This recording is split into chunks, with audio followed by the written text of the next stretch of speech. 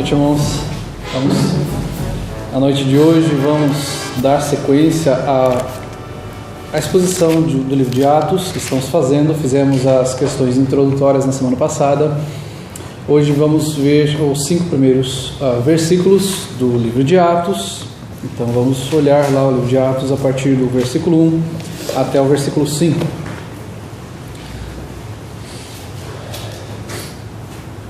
Escrevi o primeiro livro, ó Teófilo, relatando todas as coisas que Jesus começou a fazer e a ensinar, até o dia em que, depois de haver dado mandamentos por intermédio do Espírito Santo aos apóstolos que escolhera, foi elevado às alturas. A eles também, depois de ter padecido, se apresentou vivo, com muitas provas incontestáveis, aparecendo-lhes durante 40 dias e falando coisas concernentes ao reino de Deus.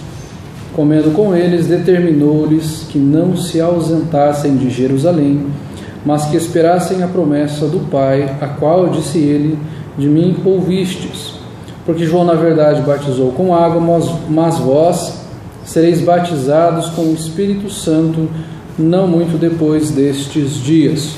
O tema de hoje, para estes 5 versículos, é Jesus, homem, Deus e Salvador.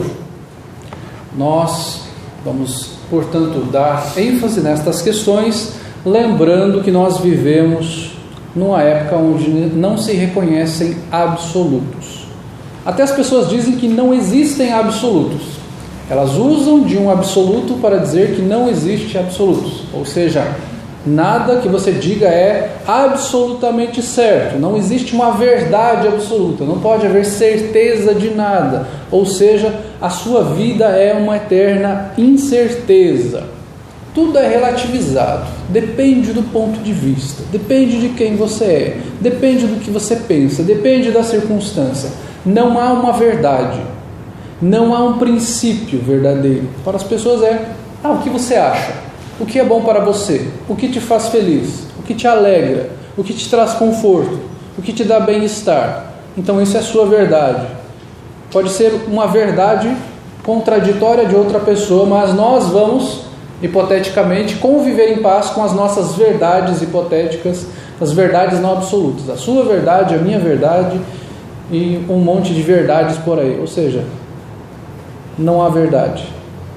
Há apenas a sua verdade e a minha verdade. Portanto, nós precisamos compreender qual é a convicção de um cristão. Será que existe convicção do cristão? Então, se neste mundo se fala tanto que não existe uma verdade, não existem absolutos, nós seríamos então arrogantes em falarmos que existe uma verdade? Mas vocês falam, essa é a verdade de vocês, e vocês acham que só vocês estão certos e os outros estão errados? Sim, não porque eu sou o bom, mas porque Deus fala isso. Então a verdade que nós cremos é porque ela vem de Deus. Não é uma verdade qualquer, não é uma verdade fabricada por mim. Qual é a verdade? Qual é a convicção que nós temos? Então nós vamos ver através disso algumas características do cristão e, obviamente, da igreja cristã. Nós vemos aqui no livro de Atos, no versículo 1, o autor falando que ele escreveu o livro a Teófilo, né? E ele escreve a este homem. Alguns falam que não era para uma pessoa, mas ele só fala Teófilo porque o significado de Teófilo é amigo de Deus, que ele estava escrevendo para aqueles que são amigos de Deus. Outros falam que era uma pessoa, Teófilo, porque ele se refere lá em Lucas capítulo 1, versículo 3, ao excelentíssimo Teófilo, que poderia ser alguma pessoa importante, da corte, alguma coisa assim, que ele escreveu enviando e falando do evangelho para esta pessoa chamada Teófilo, né? Portanto, não se há um grau de certeza sobre isso, né? Se era um Teófilo mesmo. A Bíblia não fala, não apresenta esta pessoa, né? Pode ser tanto esta pessoa quanto pode ser aqueles que são amigos de Deus. Mas nós vemos ainda Lucas falando da seguinte forma: escrevi o primeiro livro, ó Teófilo, relatando todas as coisas que Jesus começou a fazer e a ensinar, até o dia em que, depois de haver dado mandamentos por intermédio do Espírito Santo aos apóstolos que escolhera, foi elevado às alturas. Portanto, o livro de Atos aqui ele é praticamente uma sequência do livro de Lucas, do Evangelho de Lucas, porque nós vemos ele relatando fatos sobre a vida de Jesus, a pregação, a vida e a obra de Cristo, sua crucificação, morte, e termina com a ressurreição. E Atos vai começar com a ressurreição, é como se fosse a segunda parte, como se Lucas estivesse escrevendo uma segunda parte. Tanto que ele fala, escrevi o primeiro livro é o livro de Lucas, este é o segundo livro. Então ele começa com aquilo que ele terminou em Lucas. Lucas termina com a ressurreição, aqui ele começa com a ressurreição. E ele então fala que ele relatou todas as coisas que Jesus começou a fazer e a ensinar, né? E fala de tudo que aconteceu ali até o dia em que, depois de haver dado mandamentos por intermédio do Espírito aos apóstolos que escolhera, foi elevado às alturas. Então nós vemos nas Escrituras Jesus como homem. Isso é verdade. Jesus não é algo inventado por alguém, ele não é uma lenda, ele não é a sua verdade, porque você, através de conhecer a este suposto Jesus, como alguns dizem, você se conforta em meio às suas aflições, então você tem um pensamento positivo e você pensa num homem chamado Jesus que pode até ter existido, mas também pode não ter existido. E aí você pensa nele e você tem ali um certo grau de conforto, você tem um certo grau de confiança e você se sente bem. Mas a Bíblia não nos fala que ele era apenas uma história contada, que ele era uma lenda, como muitas lendas que nós temos por aí. Tantas pessoas acreditam em lendas. Tem pessoas que juram de pé junto para você falar, eu já vi boitatá, eu já vi mula sem cabeça, eu já vi lobisomem. Falei para ele buscar sal lá em casa no dia seguinte, e era parente de tal pessoa.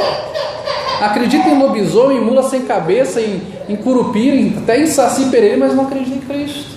Não, Jesus é lenda. Você é bobo acreditar nessa coisa. Não, mas você não sabe o que eu já vi, cara.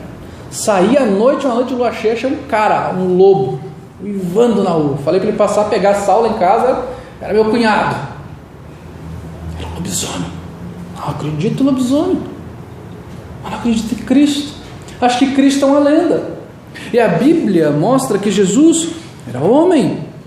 Fala que ele começou a fazer e ensinar. Lucas relata o que Jesus fez e ensinou. Jesus pregou entre eles. Jesus teve fome quando Jesus foi tentado no deserto. A Bíblia fala que ele teve fome. Mostra a humanidade de Jesus. Ele não era um espírito lá, estava ali só um holograma, uma projeção assim, como se fosse uma miragem. Ele teve fome. Jesus chorou quando ele olhou para a cidade e viu a rebeldia do povo, viu a dureza do coração do povo. Jesus chorou.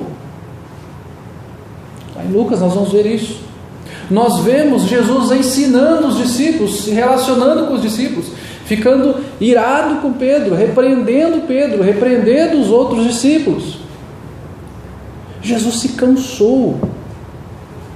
Jesus dormiu. Jesus comeu com seus discípulos. E Jesus morreu. Ele morreu. Ele era homem. Ele sentiu dor. Ele foi chicoteado e sentiu dor. Jesus era e é real. O cristão vive a realidade da vida cristã. Ele não crê numa lenda. Jesus não é uma lenda, como alguns acham que Jesus é uma lenda, como a lenda do cavaleiro sem cabeça, Drácula. Jesus não é uma lenda. Jesus é realidade. Jesus é homem. Lucas relata aqui que ele relata o que Jesus começou a fazer e a ensinar. Que ele deu mandamentos aos discípulos, ele ensinou os discípulos no poder do Espírito Santo de Deus. Ele escolheu esses discípulos. Ele olha para Mateus na coletoria e ele fala: vem e siga-me. Ele olha para os outros discípulos e os chama, e usa esses discípulos para a glória dele, e deixa esses discípulos aptos para o ministério, e treina esses discípulos, discipula esses homens, convive com eles, passa por tempestades com eles, multiplica pães e peixes. Este é um homem, Jesus. Jesus era homem, sim, e isso não diminui em nada a sua glória. Mas se falar que Jesus era homem, vai mostrar que ele tinha fraquezas. Não, ele era homem, ele não pecou, mas ele tinha, sim, características de homem: fome, sede, cansava, dormia, sentia dor, sentia tristeza, chorava, se alegrava, se irava com o povo, fazendo da casa do Senhor uma casa de negócios, derrubava tudo lá. O homem chamado Jesus. Além de Jesus ser homem, Jesus era e é Deus. Jesus em nenhum momento deixou de ser Deus. Jesus continuou sendo Deus em todo momento. Ele não deixou de ser. Alguns acham que Jesus deixou de ser Deus, porque a Bíblia fala que ele se esvaziou. Isso não quer dizer que ele deixou de ser Deus, mas ele abriu mão de estar na glória do Pai, se tornando homem. Ele não deixou de ser Deus, mas se tornou homem. Ele continua sendo 100% Deus, mas é 100% homem. Isso é a realidade. Mas então ele é homem ou Deus? Não existe isso. Ele é 100% homem, 100% Deus. E há pessoas que negam isso. Eu até posso crer que Jesus tenha existido, mas ele não era Deus, não. Ele era um anjo, ele era uma pessoa mais espiritual, ele era uma pessoa de bem, uma pessoa que fazia o bem para os outros, que tinha algum tipo de dom, era um profeta, mas Deus não.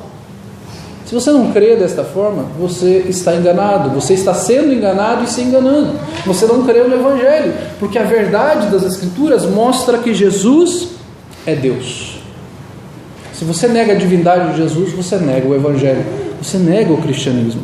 Versículos 3 e 4 dizem o seguinte: a estes também, depois de ter padecido, se apresentou vivo, com muitas provas incontestáveis, aparecendo-lhes durante 40 dias e falando das coisas concernentes ao reino de Deus. Comendo com eles, determinou que se não se ausentassem de Jerusalém, mas que esperassem a promessa do Pai, a qual disse ele: de mim ouviste. Jesus morre, a Bíblia fala que ele ressuscita, ele se apresentou vivo, ele venceu a morte, ele não permaneceu no túmulo. Jesus morre, mas ele ressuscita, ele vence a morte. 1 Coríntios capítulo 15 vai falar de ele ter vencido a morte, de ele ser as primícias dos que dormem, assim como ele ressuscitou, nós ressurgiremos também com o Senhor, porque ele foi aquele que venceu a morte. Aí a gente pode pensar: não, mas tiveram outros que ressuscitaram, Lázaro ressuscitou, aconteceram outras ressurreições da filha de Jairo e tudo mais. Só que Jesus ressuscitou e não morreu mais. Lázaro foi ressuscitado pelo Senhor, mas ele morreu de novo. O Senhor morreu e ressuscitou, e ele continua vivo, e ele permanecerá vivo para sempre, porque ele é Deus. Havia necessidade de um sacrifício. Um sacrifício era necessário, e isso apenas um ser humano poderia fazer, um homem poderia fazer. Mas esse sacrifício precisava ser perfeito, um sacrifício perfeito e santo, que poderia ser feito apenas por Deus. E esse sacrifício foi feito por Jesus. Ele venceu a morte, ele não permaneceu no túmulo, o seu corpo não viu corrupção. O texto aqui nos fala que ele se apresentou vivo com muitas provas incontestáveis, aparecendo durante 40 dias. Ele, depois da Páscoa, aparece durante 40 dias, ou seja, até 10 dias antes do Pentecostes. O Pentecostes acontecia 50 dias após a Páscoa. Ou seja, na Páscoa, Jesus ressurge. Ali, os 40 dias, ele aparecendo aos seus discípulos, e depois ele é elevado às alturas. A Bíblia nos fala que ele apareceu a várias pessoas. Ele apareceu, 1 Coríntios capítulo 15, versículos 5 e 6, fala o seguinte: apareceu a Cefas, Pedro, e depois aos 12. Depois foi visto por mais de 500 irmãos de uma só vez. Ou seja, aqueles que falam, as pessoas inventaram, porque Jesus foi roubado do túmulo lá e tal, e daí eles inventaram que viu Jesus ressurreto. Não, isso já desde aquela época se falava, foram subornadas pessoas para dizer isso. Mas o próprio apóstolo Paulo fala que Jesus apareceu a várias pessoas, apareceu aos 12, apareceu a mais de 500 pessoas ao mesmo tempo. Não foi uma miragem coletiva, 500 pessoas ao mesmo tempo viram, todo mundo viu. E o apóstolo Paulo fala no capítulo 15 ali que muitos destes ainda vivem até hoje. Ou seja, daquelas pessoas que viram o Cristo ressurreto, ele fala, tem gente viva aqui ainda, comprovando que viram Jesus, que estiveram com Jesus. Se vocês olharem Lucas 24, vocês vão ver ali Jesus andando com aqueles discípulos a caminho de Emaús, e aqueles discípulos cabisbaixos, falando, pois já passou o 3º dia, ele disse que ia ressuscitar e tudo mais. E aí Jesus começa a falar e expor a palavra de Deus a eles. E aí quando Jesus vai até a casa deles e toma do pão, os olhos deles são abertos, eles percebem que ali eles estavam conversando com o Senhor da glória, com aquele que venceu a morte, com o Messias, o ungido, o Salvador, Deus. Jesus aparece aos seus discípulos quando eles estão lá escondidos numa casa. Jesus chega até Tomé e fala, olha, toca nas minhas feridas. Você não estava falando que só ia crer se tocasse nas minhas feridas? Toque nas minhas feridas. Não seja incrédulo, seja crente. Jesus se mostra vivo, mostra as suas feridas, mostra o seu corpo. Jesus come com eles depois da ressurreição. Ou seja, Jesus vence a morte como Deus, permanece sendo homem. Jesus é o Deus homem. Jesus não deixou de ser homem depois que morreu. Ele permanece homem. Ele está com eles. Ele aparece aos discípulos naquela cena da pesca maravilhosa, onde ele manda os discípulos irem pescar do outro lado. Jesus come com eles, Jesus conversa com eles. Há provas incontestáveis nas Escrituras de que Jesus é homem e Deus. Ele apareceu a pessoas, ele esteve com pessoas, e não há como nós falarmos, não, este Jesus não existe. Você pode até falar, mas é porque você não crê, porque você não consegue crer, porque o seu coração está endurecido, porque a palavra está farta de provas acerca do Messias, de que ele viveu, morreu e ressuscitou. Os discípulos deveriam, portanto, aqui permanecer durante mais 10 dias até a festa de Pentecostes, que iria acontecer dali a 10 dias. O texto nos diz aqui que eles deveriam permanecer ali, e fala que não se ausentassem de Jerusalém, mas que se esperassem a promessa do Pai, a qual disse ele, de mim ouvistes.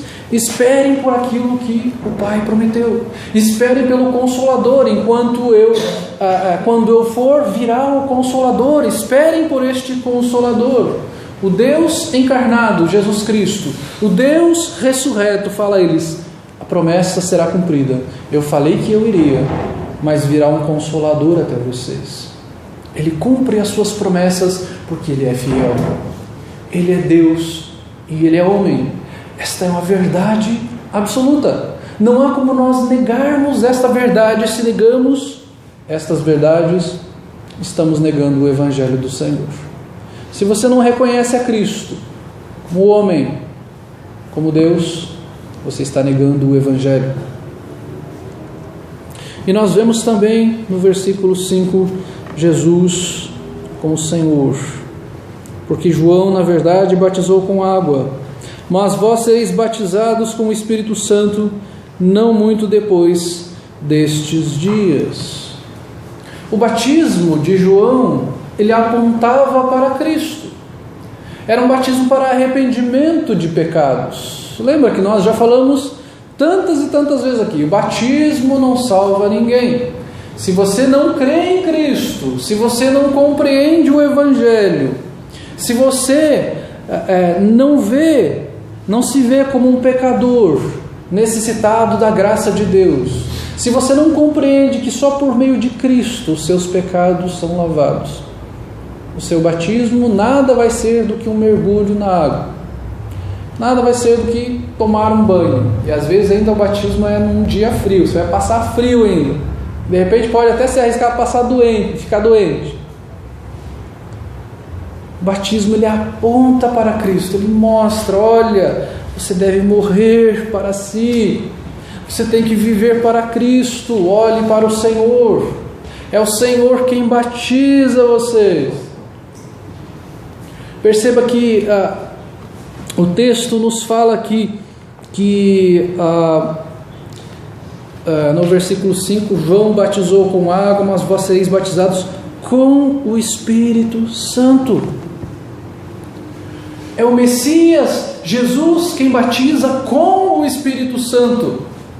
Você não é batizado pelo Espírito Santo. Você não é batizado no Espírito Santo, como alguns dizem. Eu fui batizado pelo Espírito, e aí eu tenho um monte de coisas lá, que eu pulo, eu salto, eu grito, e isso, aquilo, outro. Nós somos batizados por Cristo. Nós somos batizados com o Espírito Santo. O Espírito Santo é o selo para a salvação. O Espírito Santo é a garantia da salvação. Portanto, todo crente é batizado com o Espírito Santo. Eu tenho que buscar o batismo com o Espírito Santo. Isso quer dizer que você não é salvo.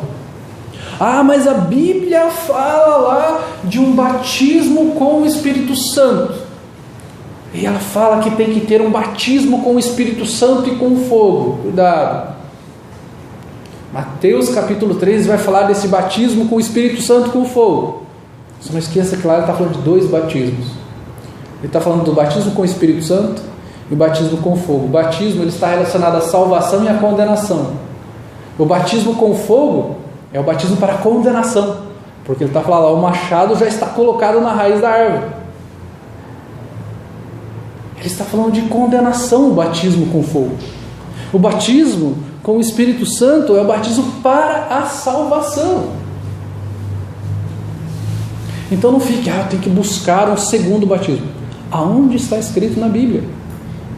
Nós vamos estudar detalhadamente sobre isso mais para frente, no capítulo 2, vamos ver o capítulo 8, capítulo 10, capítulo 19, que vai falar sobre batismo com o Espírito Santo, porque as pessoas têm essa ideia, batismo com o Espírito, as pessoas vão falar em línguas, e é isso, e aquilo outro, e esta é a minha verdade, se você não crê nisso, você tem a sua verdade. Não, a verdade está na palavra de Deus. A verdade, nós vamos enxergar no capítulo 2, que aqueles que estavam falando em línguas estavam falando na língua do povo das outras nações que estavam ali com eles.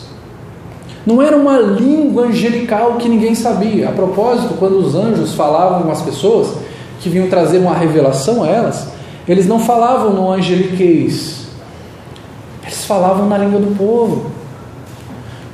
Quando os anjos foram conversar com José e Maria, quando os anjos conversavam com pessoas no Antigo Testamento, elas falavam na língua do povo.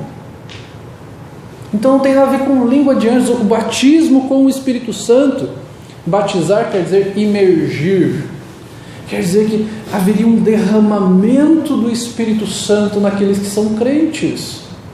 Este é o batismo. Baptizo é uma palavra em grego que significa imergir. afundar. Ou seja, você será imerso no Espírito.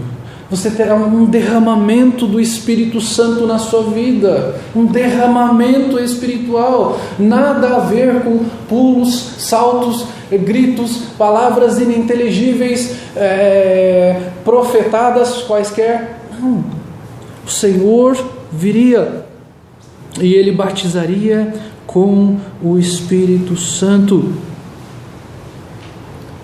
porque o batismo diz respeito à salvação, porque Jesus ele é o Salvador. O batismo está relacionado à salvação, não está ligado a grito, a confusão, a pulos. Batismo está ligado à salvação.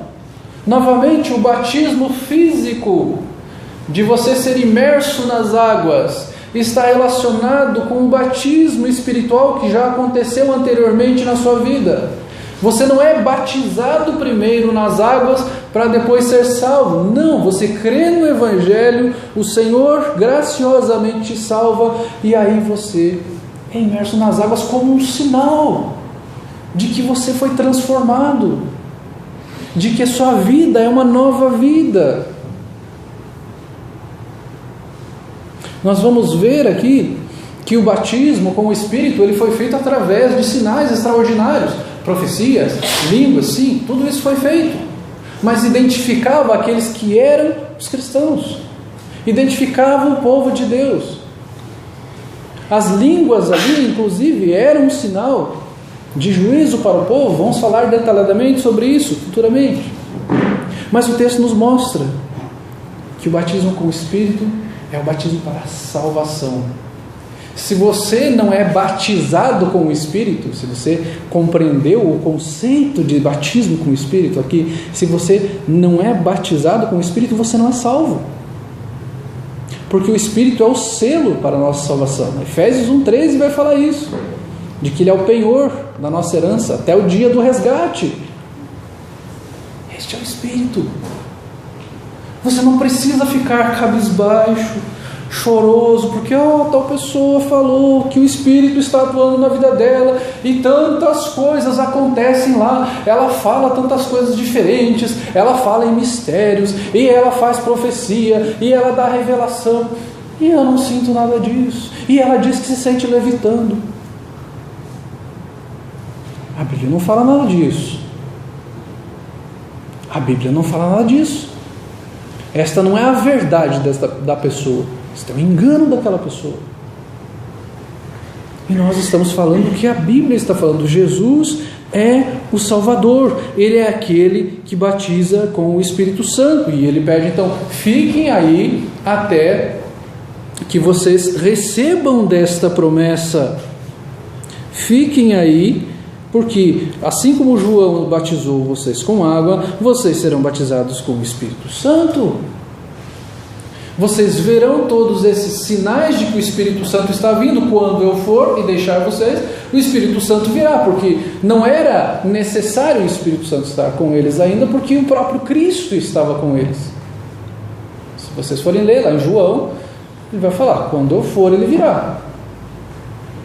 Haveria necessidade do Espírito, então, por aquele momento, por hora não, porque o próprio Cristo estava com eles. O Espírito viria para anunciar as coisas de Jesus. Ele viria para exaltar a Cristo, para falar acerca da obra maravilhosa da salvação. Este é o Jesus que nós cremos. É o Jesus homem, aquele que veio a este mundo, sofreu pelos nossos pecados, foi colocado como maldito na cruz, porque a Bíblia fala que maldito é aquele que for pendurado no madeiro. Morreu numa cruz, ele ressuscitou, venceu a morte como Deus, fazendo esse sacrifício perfeito. Ele ressuscita, vence a morte. Ele é o Salvador, aquele que providencia a salvação nossa. É o sacrifício perfeito para as nossas vidas. Algumas reflexões que ficam para nós hoje. Jesus é o sacrifício perfeito. Você não precisa fazer nada para ser salvo. Nenhum sacrifício você vai fazer para ser salvo. O que você faz é reconhecer que você é pecador. Isso é necessário. Reconheça que você é pecador. Reconheça que você necessita da graça de Cristo. A obra foi Ele quem fez. Mas o que eu posso fazer? Eu tenho que fazer isso, aquilo, outro. Eu tenho que fazer algum tipo de penitência. Eu tenho que andar descalço na rua. Eu tenho que dar umas chibatadas nas costas. Eu tenho que andar, ficar de joelho em algum lugar e de joelho de um lado ao outro até meus joelhos sangrarem. A obra foi feita por Cristo. Você não pode fazer nada. Nada que você faça vai fazer você merecer a salvação. Tudo que você faça diante de Deus, a tua justiça é como trapo de imundícia diante do Senhor. Não serve de nada. Você não consegue. Você não vai conseguir. Você nunca irá conseguir. Porque Jesus é o sacrifício perfeito. Enquanto você tentar fazer por si próprio, você vai só se frustrar, porque você não vai conseguir. Não adianta. Não há técnica para ser salvo. Não adianta você tentar fazer o bem. Não adianta você fazer filantropia. Não adianta só você ser honesto. Simples moralidade. Se você não reconhece quem você é e não reconhece quem Cristo é, você não compreendeu o que é salvação ainda. Reconheça que Jesus é o sacrifício perfeito. Os judeus achavam que pelo fato de eles levarem o cordeirinho lá, eles seriam salvos. Que mesmo Cristo tendo morrido, eles deveriam continuar levando o cordeirinho, ou deveriam continuar fazendo a circuncisão. E o autor de Hebreus vai falar que Jesus é o sacrifício perfeito, o sacrifício definitivo. Que Jesus é o sacerdote perfeito. Que Ele é o nosso intercessor, que Ele é o nosso mediador diante de Deus.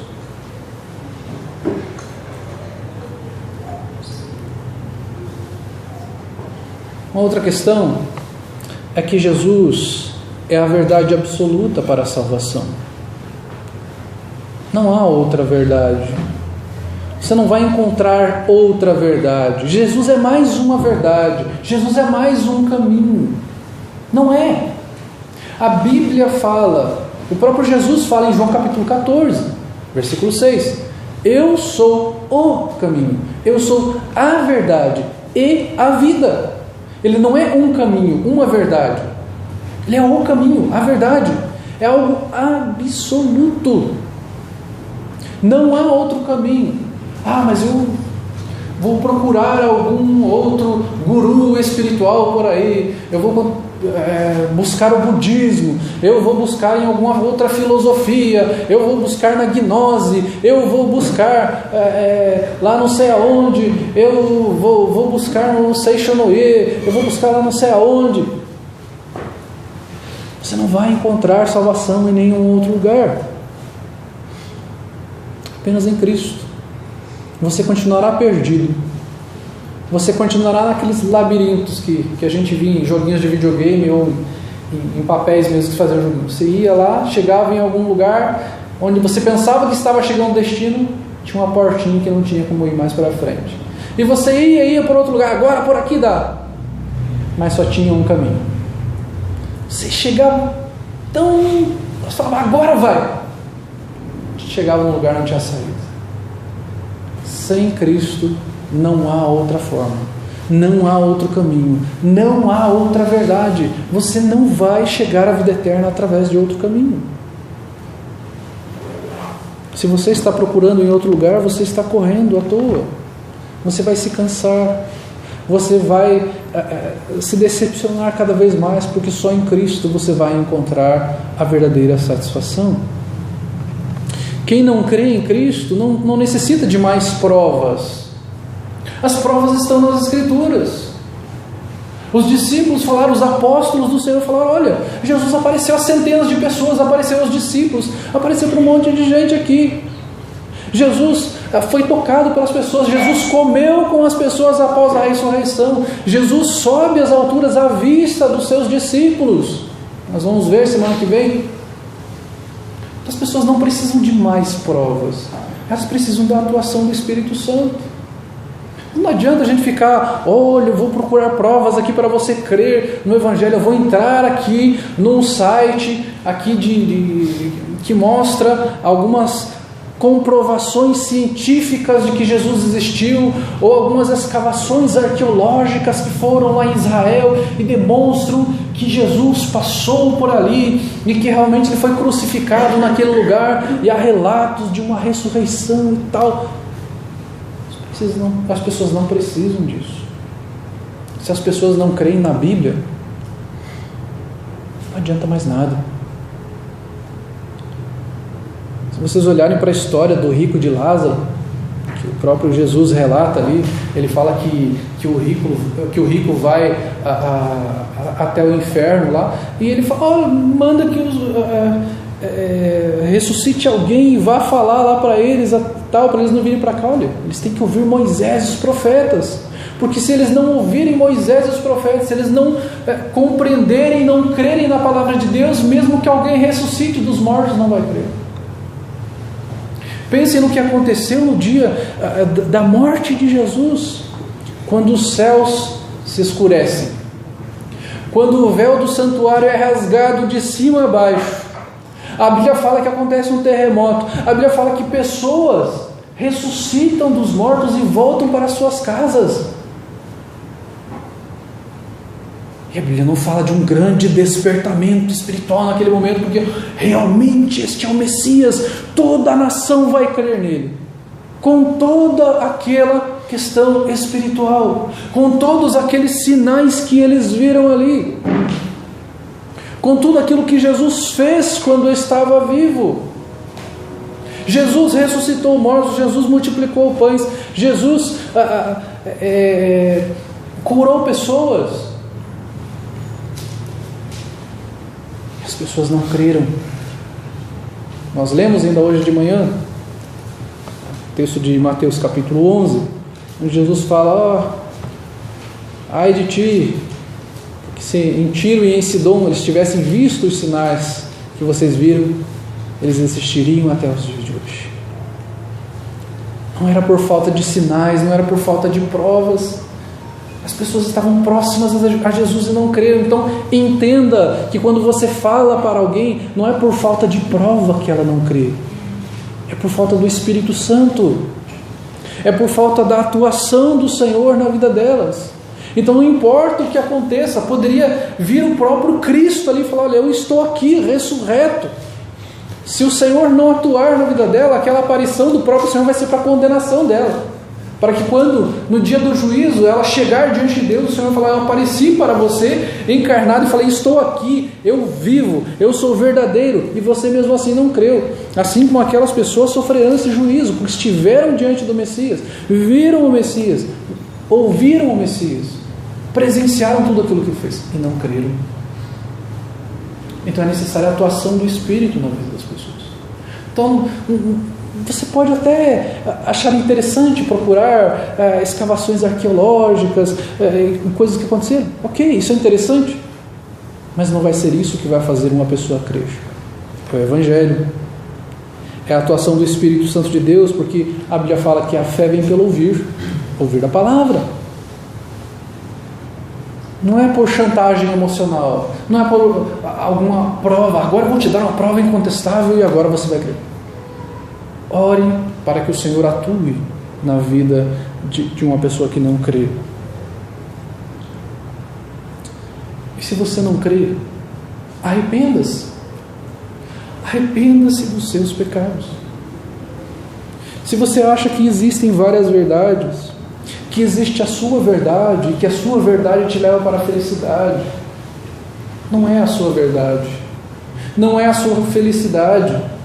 Você não está entendendo o que é a verdadeira felicidade.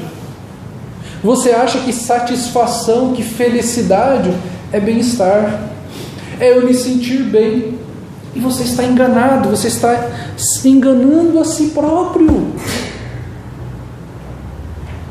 Você está achando que felicidade é você fazer tudo que te dá bem-estar. E aí você pode cair em várias questões. Você pode ir para o mundo, você pode ir para as drogas, você pode ir para a prostituição. Porque isso pode te alegrar. Porque a tua alegria pode ser isso. A tua alegria pode ser a glutonaria. Comer, comer, comer, comer. A tua alegria pode ser dinheiro. A tua alegria pode ser uma pessoa. Pode ser um bem. Porque ao invés de procurar a Cristo, você está procurando a sua autossatisfação. E aí você vai para a igreja para se autossatisfazer. Mas se você reconhece que Jesus é homem, Deus e Senhor, você vai compreender que Ele morreu pelos seus pecados. E você vai compreender que é necessário arrependimento, que é necessário que você creia nele para a salvação. É necessário que você compreenda que você é sujo, imundo, de que o justo morreu pelos injustos, de que o Cristo, o Deus encarnado, o Messias, morreu para conceder salvação. Portanto, arrependa-se, creia no Evangelho, creia em Cristo e somente nele. Não busque em outros lugares. Não se perca. Viva para o Senhor, para um Deus santo, justo e bom. O Deus relatado nas Escrituras, o Deus relatado por Lucas, o Deus que fala com os seus discípulos, o Deus que sobe aos céus, mas envia um Consolador, aquele que habita na vida de todos nós, que é o selo para a nossa salvação. Não há nenhum outro, não há salvação em nenhum outro lugar. Arrependa-se dos seus pecados, creia em Cristo, seja batizado com o Espírito Santo de Deus, creia na promessa do Senhor. Ele é fiel, Ele vai cumprir as suas promessas, Ele sempre cumpriu as suas promessas. Semana que vem nós vamos continuar falando da ascensão de Jesus, falando da promessa cumprida do Senhor e do Evangelho da glória de Deus, que nós possamos crer neste Deus maravilhoso e nos voltarmos para o Senhor a cada dia. Senhor Deus, adoramos a Ti, bendizemos ao Teu nome, porque o Senhor maravilhoso nos amou e enviou Seu Filho Jesus para nos conceder salvação. Aquele que se tornou carne para nos dar, para fazer o sacrifício perfeito, como homem e Deus, 100% homem e 100% Deus.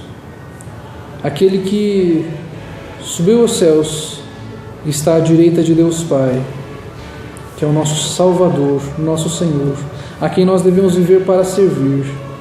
Nós não estamos aqui para sermos servidos, mas para servir ao Senhor.